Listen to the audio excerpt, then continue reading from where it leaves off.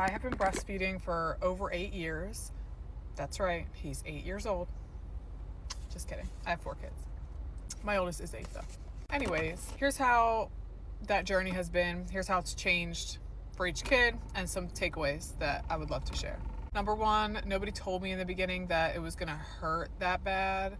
Luckily, I was like determined to breastfeed. I was very headstrong about it. So those first 5 days when I had my first child were extremely painful, and I can see why people give up. Once my milk came in on day 5, because you make colostrum first and then your milk will come in at some point. It took the longest to come in with my first kid, which I think is normal. Once my milk came in on day 5, it would never hurt again. However, when my daughter was born, my second child, I was still nursing my son, my firstborn, so I tandem nursed them for almost 2 years. So yeah, my firstborn did nurse till he was like right around the time he turned 4. But for those 2 years that I was nursing a toddler and a newborn, I got mastitis like every 6 weeks on the dot. I think my body, he was nursing more sporadically, whereas obviously she was nursing consistently. And I think my body just couldn't get into a rhythm.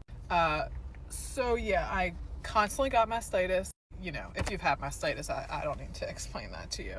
It's not fun. Out of all the times that I had mastitis though, I only actually went on antibiotics like twice. It was so bad, like the fever was so high and wouldn't go away, that I did do antibiotics 2 times. But the other times I just felt like I was dying for like 48 hours and then it went away on its own. Anyway, after that experience, I decided I'm not ever tandem nursing again unless I have twins.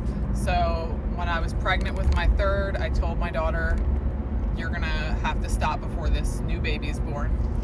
And she was the easiest one to wean off. She was like fine and just had no emotion about it. She was like very chill about it. There was like a month in between Octavia being done nursing and then Pierce being born that I had off, no nursing. But at that time, I still didn't feel like I had my body to myself because I was pregnant as fuck, and So I nursed Pierce, my third born. No issues really. I think I got mastitis like a couple times, and nothing really stands out to me in my nursing experience with him.